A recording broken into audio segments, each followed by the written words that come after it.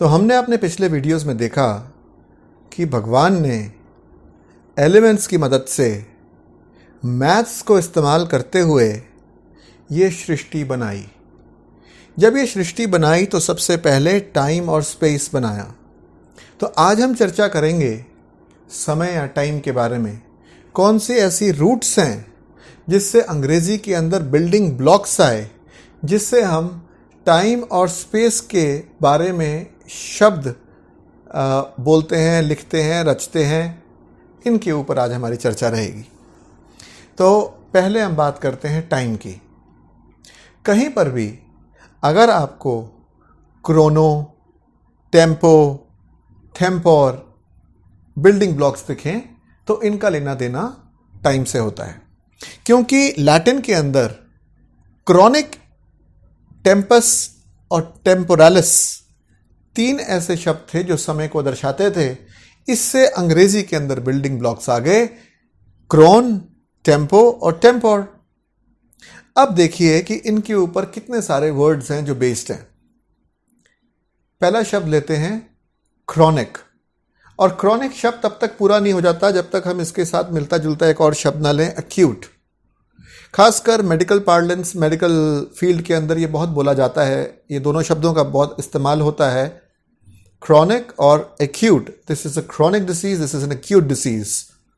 इसका मतलब देखते हैं।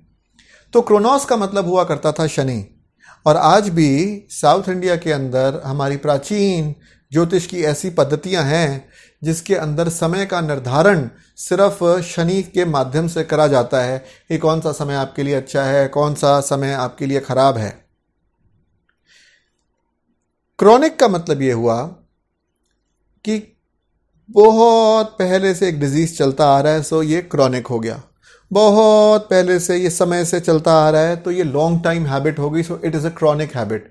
किसी ने सिगरेट पीनी अभी अभी शुरू करी है, जो एक बंदा है वो 15 साल से पीता आ रहा है, तो दोनों के अंदर क्या फ़र्क है कि एक ये क्रॉनिक हैबिट है, दूसरे की ये क्रॉनिक हैबिट नहीं है।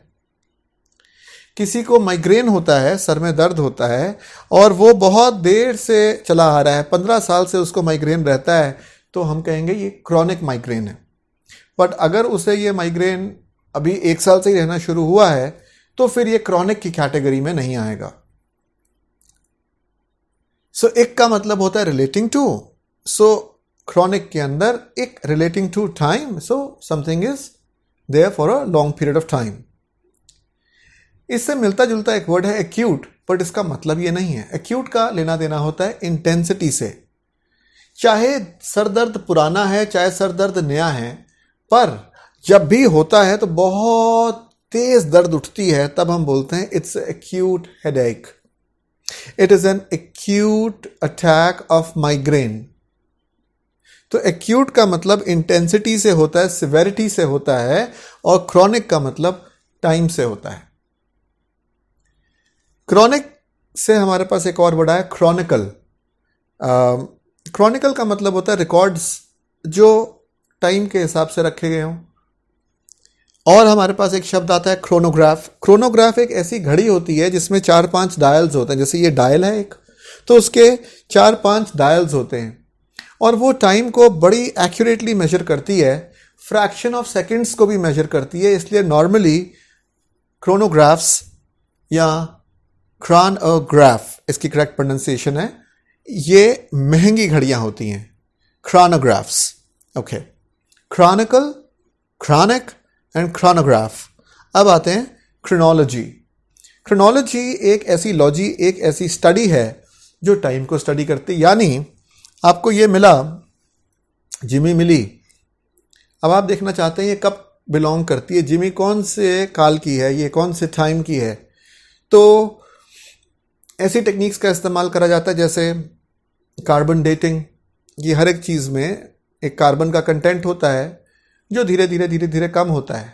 अगर हमें उसके कम होने की सीमा पता हो और आज कितना कंटेंट है और पहले कितना होना चाहिए था, तो हम पता लगा लेते हैं कि ये कितनी पुरानी चीज़ होगी। ऐसे इस तरह से बहुत सारी टेक्निक्स का इस्तेमाल करा जा सकता है समय निर्धारण के लिए कि कोई भी चीज़ जो हमें आज मिलती है ये कितनी पुरानी है, तो इसको कौन पढ़ेगा, इसको कौन सी लॉजी पढ़ेगी, क्रोनोलॉजी पढ़ेगी। क्रोनोलॉजिकल या क्रोनोलॉजिकल यानी in the logic of Chronos. जैसे जब हम अकाउंट्स पढ़ते हैं तो जर्नल हम उसमें पढ़ते हैं सबसे पहले। तो जर्नल क्या होता है? It is a chronological record of पहली एंट्री या प्राइम एंट्री।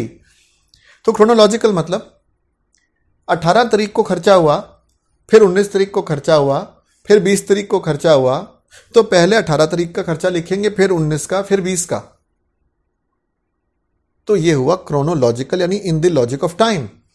हालांकि अकाउंट्स में अब ऐसा नहीं होता जैसे मैं बोल रहा हूं, पर अगर पहले 20 तारीख का लिखा जाए, फिर 19 का, फिर 18 का, ये भी क्रोनोलॉजिकल ही होगा, क्योंकि इसके अंदर भी हम एक लॉजिक फॉलो कर रहे हैं टाइम का। एक और इसके अंदर एग्जांपल लेते हैं। सपोज आप घूमने गए, 18 तारीख को आप लंदन पहुंचे।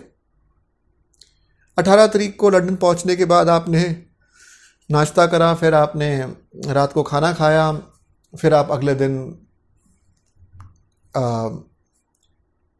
आप 10 डाउनिंग स्ट्रीट गए, फिर उससे अगले दिन आप अमेरिका चले गए, फिर अमेरिका के अंदर आपने वाइट हाउस देखा, फिर आप लास वेगस चले गए, फिर आप कैलिफोर्निया चले गए, फिर आप वापस आ गए।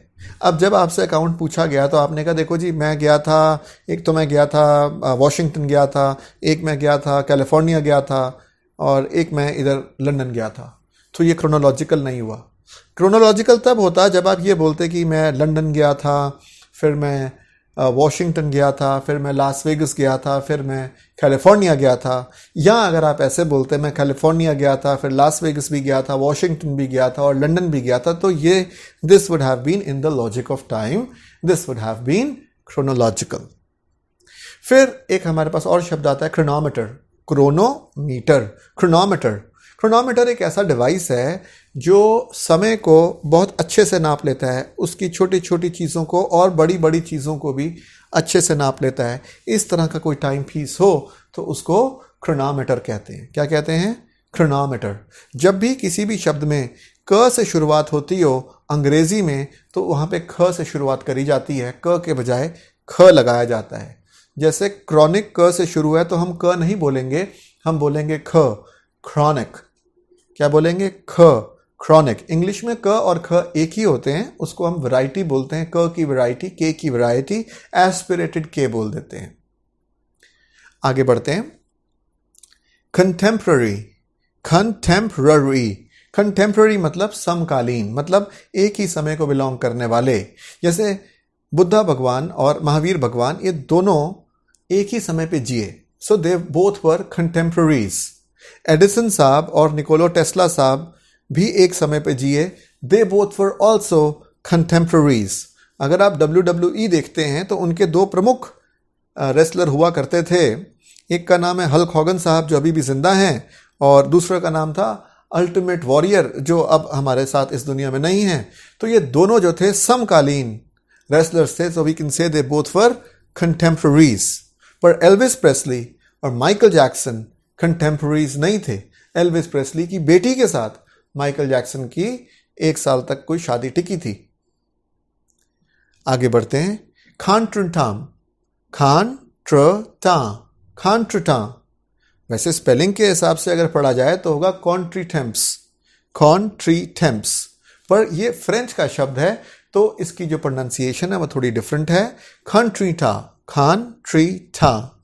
अब इसका मतलब है एक अनफॉर्चुनेट अकरेंस या एक इनऑपर्च्यून अकरेंस। जैसे किसी की अभी अभी शादी हुई हो और उसको एकदम से लड़ाई करने जाना पड़े, वॉर फ्रंट पे जाना पड़े, तो ये एक अनफॉर्चुनेट इंसिडेंस है। या मिसाल के तौर पर किसी की शादी हुई और लड़की शादी करके लड़के के घर गई, लड़के के घर उसके रिश्तेदार आए हुए थे। जब बाय बाय करने गई, जब वो लोग जा रहे थे रिश्तेदार, तो सीढ़ियों से उतरी, अच्छा जी बाय बाय बाय बाय, और बाय बाय करते हुए सीढ़ियों से फिसल गई।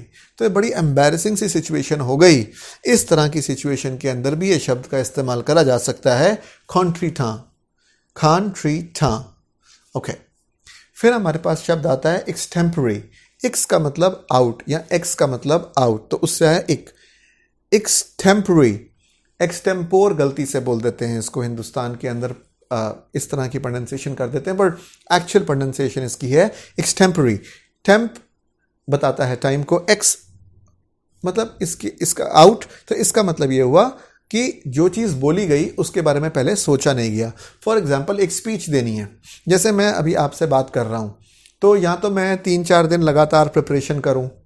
अब 3-4 दिन लगातार प्रिपरेशन करूँगा फिर बोलूँगा, तो इसको बोलेंगे एक प्रिपेयर्ड स्पीच।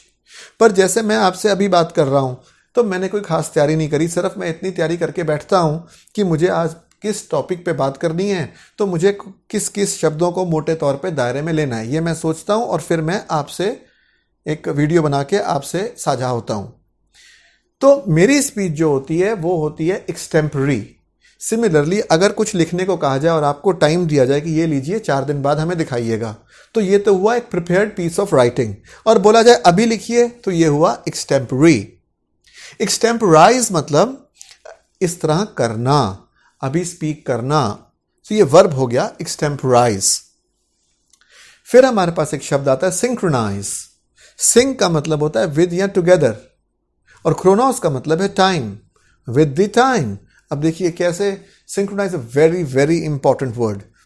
सिंक्रोनाइज कैसे इंपॉर्टेंस है अभी आपको समझ में आएगा, बट सिंक्रोनाइज का मतलब इतना तो समझ में आ गया होगा कि happening at the same time. Bottle लीजिए, कोक की बॉटल लीजिए, पेप्सी की बॉटल लीजिए, इन पर ढक्कन लगा होता है। तो जब ये बोतल के अंदर पेप्सी डल गई और ये पेप्सी आ रही है, तो जो बॉटलिंग प्लांट होता है उसके अंदर एक मशीन होती है, वो टक ढक्कन लगाती है, फिर दूसरी बॉटल आती है, टक ढक्कन लगाती है, फिर तीसरी बॉटल आती है, टक ढक्कन लगाती है। अगर ऐसा हो कि ये बॉटल निकल जाए और फिर ये आए, तो फिर तो ढक्कन नहीं लग पाएगा बॉटल पे, तो हम बोलेंगे कि machine, the capping machine is out of sync, ये सिंक्रोनाइजेशन से बाहर चली गई है, इसकी जो मूवमेंट्स है वो सिंक्रोनाइज्ड नहीं है। We need to synchronize the machine. ये बात समझ में आई? और समझ लेते हैं। सपोज आपने कहा मैं आपसे मिलने आ रहा हूँ, आपको लूँगा फिर आगे चलेंगे, आपको देर हो गई, आपने कहा भाई मैं रोड से ही आपको ले लूँ, मैंने कहा हाँ ले लो।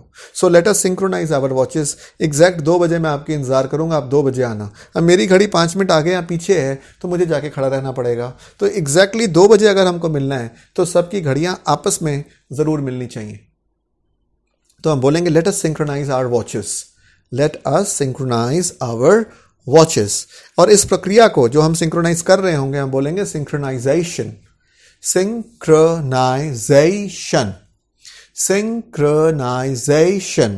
और अब जो ये मूवमेंट है, ये जो बॉटलिंग प्लांट की जैसे मूवमेंट है, बॉटल का आना और इस मशीन का ऊपर से नीचे आके उस पर कैप लगाना, इसको हम बोलेंगे synchronous, happening at the same time, synchronous movements. Okay, alright, आगे बढ़ते हैं। तो अंग्रेजी में जब हम ग्रामर करते हैं तो ग्रामर के अंदर एक बहुत इंपॉर्टेंट पोर्शन होता है जिसको हम बोलते हैं टेंस। ठीक है, टेंस का एक मतलब है कि भाई सर में बहुत दर्द है, सर में I am very tense, I am very worried, I am very anxious. But tense का जो ग्रामर में मतलब है उसका मतलब है टाइम। टेंस आया टेम्पो से और टेम्पो का मतलब टाइम था। तो अंग्रेजी ग्रामर सिखाती है कि अगर आपको टाइम की बात करनी हो या कंप्लीशन ऑफ वर्क जो भी आप कर रहे हैं उसकी बात करनी हो, तो कैसे आप वर्ब को कॉन्जुगेट करेंगे, या कैसे आप वर्ब को छेड़ेंगे, या कैसे आप वर्ब में कोई चीज़ ऐड करेंगे कि वो ये भी बता दे आपको कि ये कब हुआ। वॉकिंग बता देगा आपको, वॉक एक वर्ब है, इंग डाल देंगे तो ये बता देगा कि अभी वॉक हो रही है, और ईडी वॉक्ड डाल देंगे तो ये बता देगा कि पहले वॉक हुई है, अभी नहीं हो रही है। इसको बोलते हैं टेंस। फिर आता है टेम्पो। टेम्पो का मतलब होता है स्पीड। जब भी कभी कोई गाना रिकॉर्ड होता है तो जब आप स्टूडियो में जाते हैं तो सबसे पहले आपसे जो स्टूडियो रिकॉर्डिस्ट होता है, जो आप बजाएंगे, आप गाएंगे और वो रिकॉर्ड करेगा कंप्यूटर पे, सबसे पहले बोलेगा कि मुझे बताइए गाने का टेम्पो क्या रखना है। वो टेम्पो को फीड इन करेगा, उसके बाद ही गाना रिकॉर्ड होगा, सब कुछ बाद में। तो टेम्पो मतलब उसकी पेस। मिसाल के तौर पे लेते हैं, जैसे कोई गाना लीजिए, क्रेजी किया रे, क्रेजी किया रे, क्रेजी किया रे, ये इसका टेम्पो है। हाउ मेनी बीट्स पर सेकेंड, उस हिसाब से ये टेम्पो को काउंट करा जाएगा। और गाना लीजिए,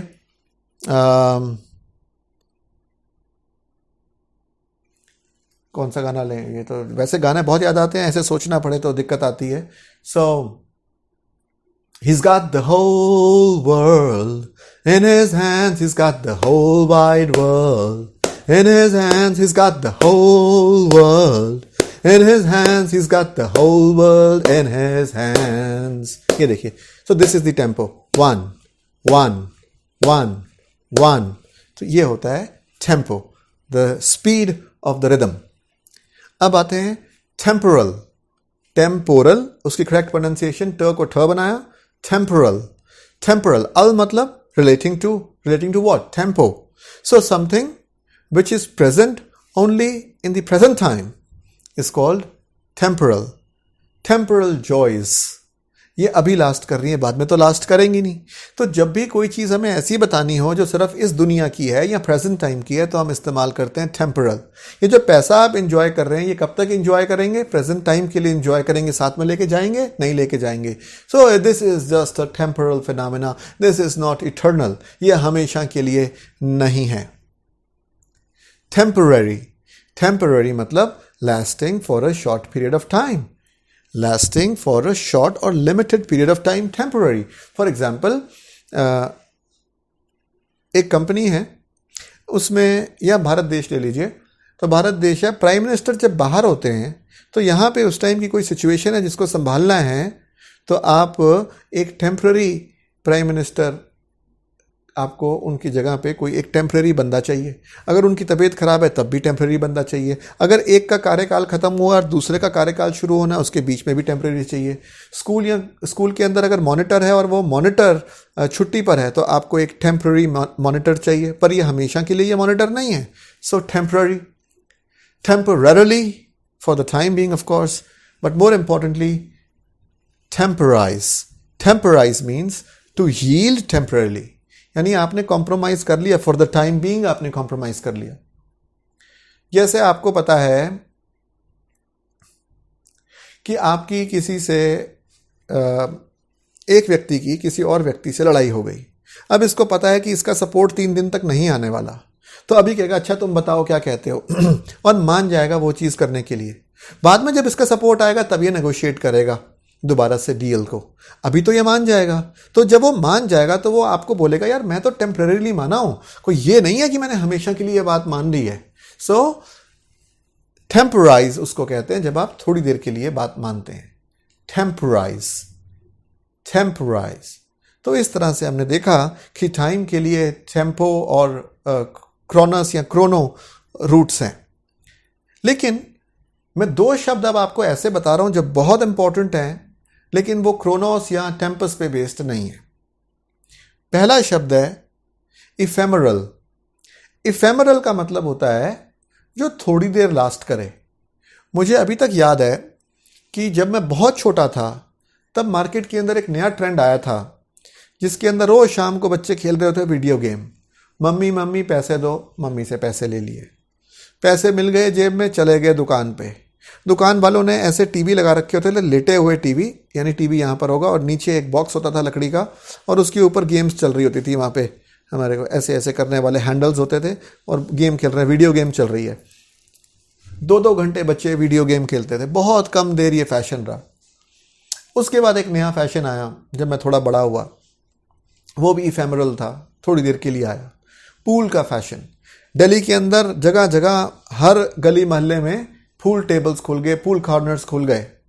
हम जिसके पास भी घर था उसने एक कमरा छोड़ा, उसके अंदर एक पूल टेबल लगा लिया. लोग आ रहे हैं और पूल खेल रहे हैं और शर्तें भी लगाते थे भी कौन जीतेगा कौन नहीं जीतेगा.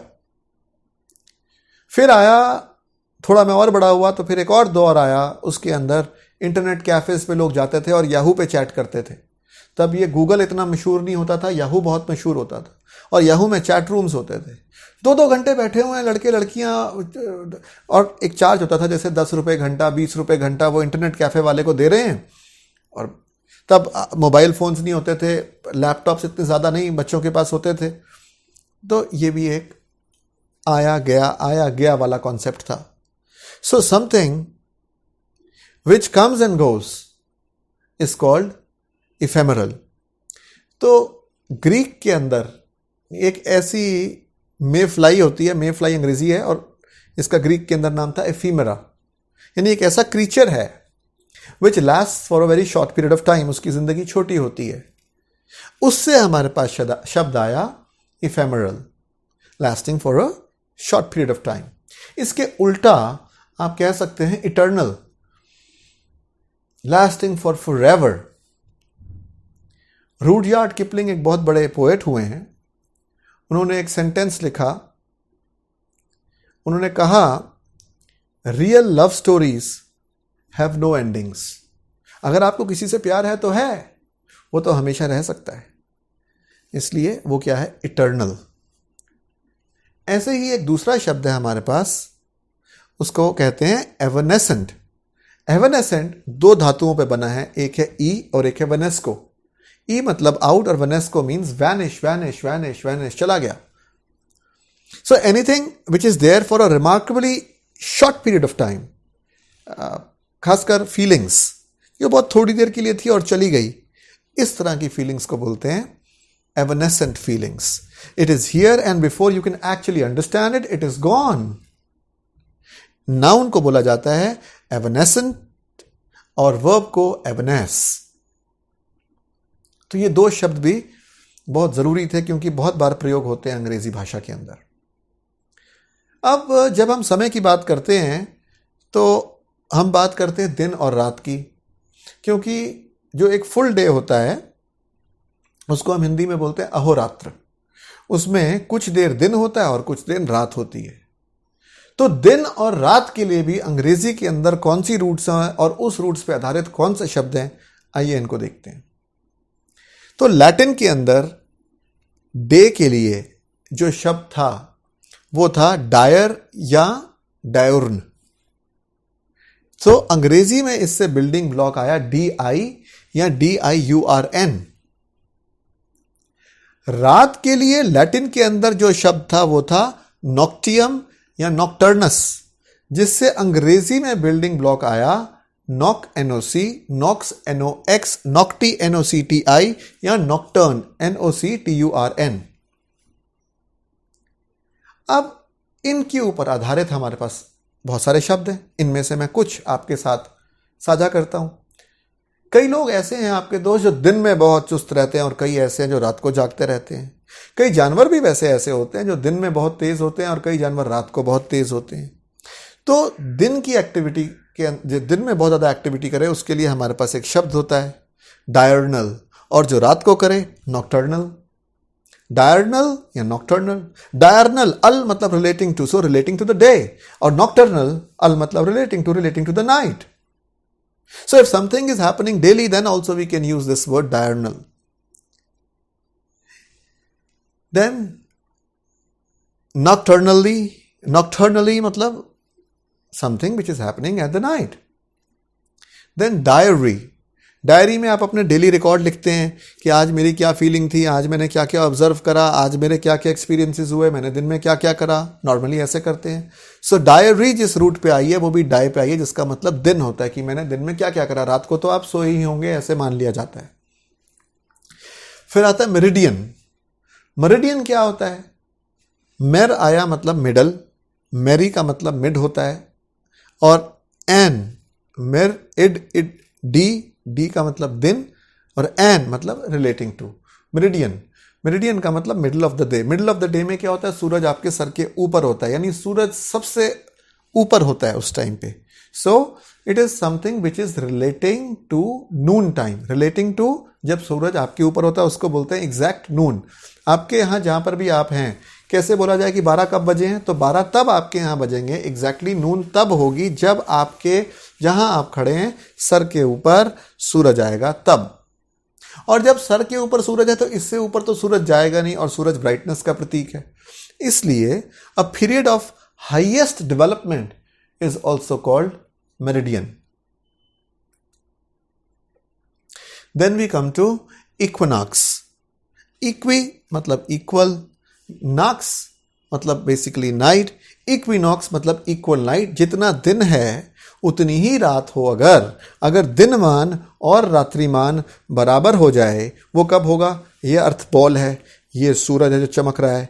जब अर्थ के बीच में, यानी इक्वेटर के पे सन होगा, सन ऊपर नीचे होता रहता है ऐसे समझ लें, या अर्थ ऊपर नीचे एक्चुअली में तो होती है, बट आप मान लें सन ऊपर नीचे होता है, उसकी ये मूवमेंट होती है उत्तरायण दक्षिणायन की। तो इसके अंदर जब सन नीचे से ऊपर या ऊपर से नीचे जाता है तो ये इक्वेटर के सामने आ जाता है, और जब इक्वेटर के सामने आता है उस वक़्त रात्रिमान और दिनमान बराबर होते हैं, तब बोला जाता है that today is an equinox.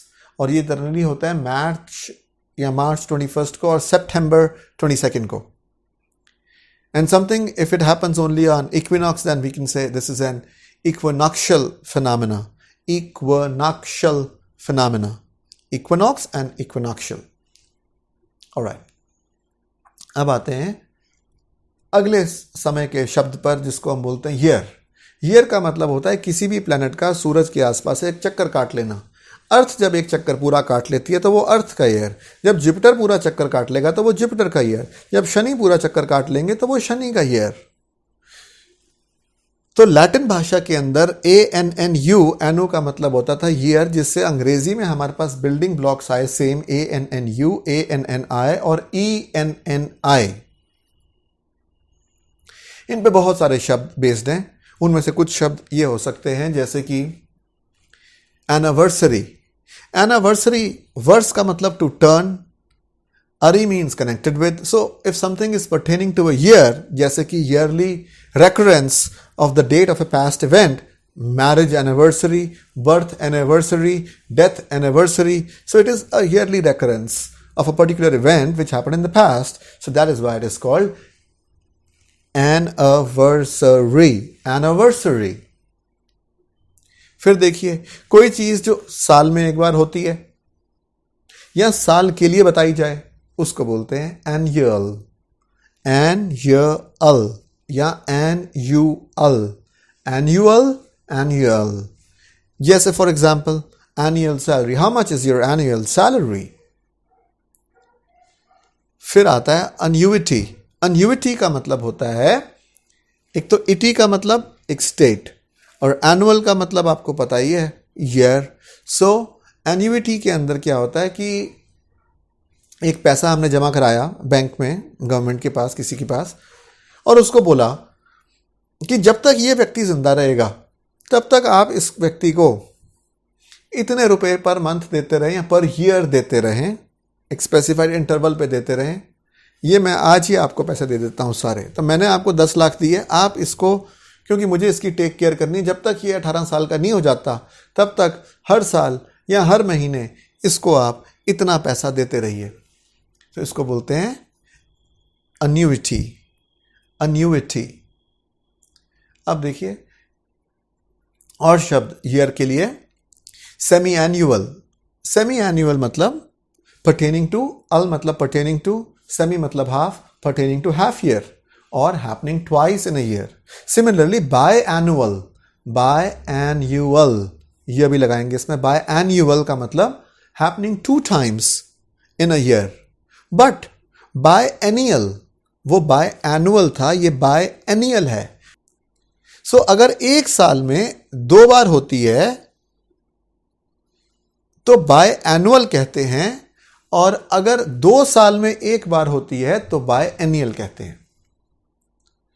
तो एक आपकी मैगजीन है जो साल में 2 बार निकलती है तो उसको बोलेंगे बाय एनुअल, और अगर कोई आपकी ऐसी मैगजीन है जो 2 साल में 1 बार निकलती है तो बोलेंगे बाय एनियल।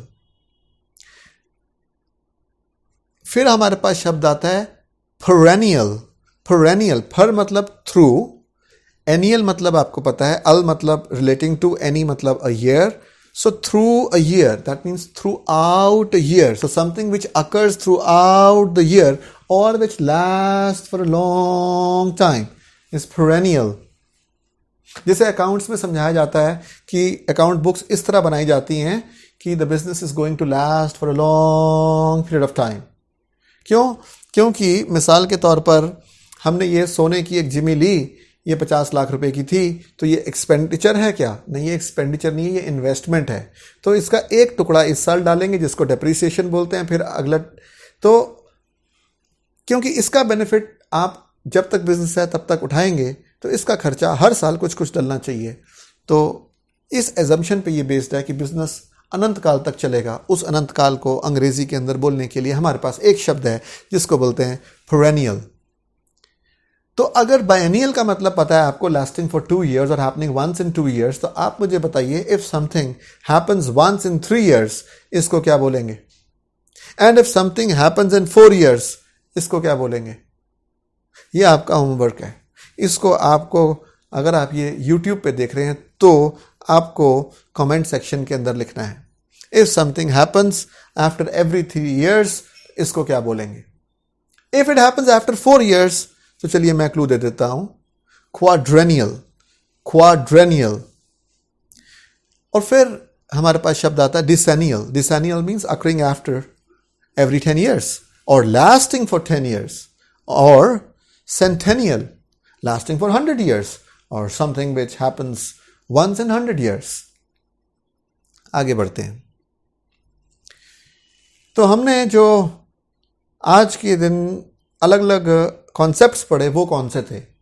हमने जो रूट्स करी वो थी टाइम के लिए CHRON cron, TEMPO tempo, TEMPOR tempor। Day and night के लिए डाई, डायोन, नॉक्स, नॉक्ट, नॉक्टी, नॉक्टर्न। ईयर के लिए ANNI, ANNU, ENNI। तो आइए अब जो हमने शब्द आज सीखे उनको बोल बोल के उसकी करेक्ट प्रोनाउंसिएशन सीख लेते हैं और उसको अपना बनाने की कोशिश करते हैं। मेरे साथ इन शब्दों को रिपीट करें। chronic, chronic, acute, acute, chronicle, chronicle, chronograph, chronograph, chronology, chronology,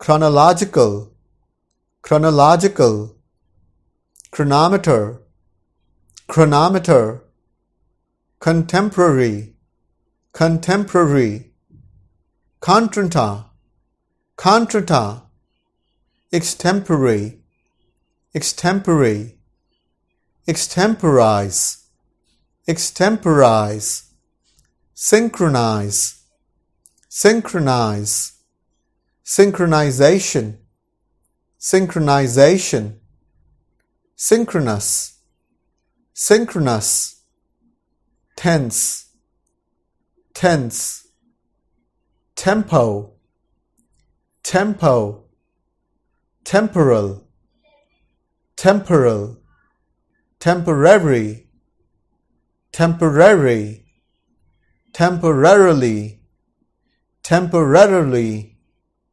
temporize, temporize, ephemeral, ephemeral, eternal, eternal, evanescent, evanescent, evanescence, evanescence, evanesce, evanesce, diurnal, diurnal, diurnal, nocturnal, nocturnal, nocturnally, nocturnally, diary, diary, meridian, meridian, equinox, equinox, equinoctial, equinoctial, anniversary, anniversary, annual,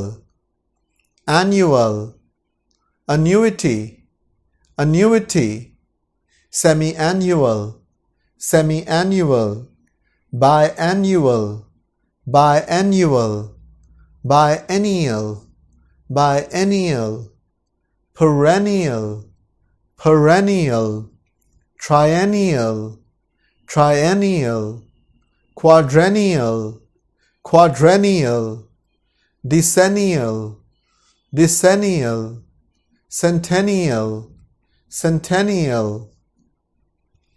तो ये थे कुछ शब्द जो हमने इस session में करे। जितनी जल्दी हो सके आप हर एक शब्द को मिनिमम 50 टाइम्स ईच लिख लीजिए और लिखते समय करेक्टली प्रोनाउंस भी कर लीजिए। तो हम मिलेंगे अगले वीडियो में। Thank you.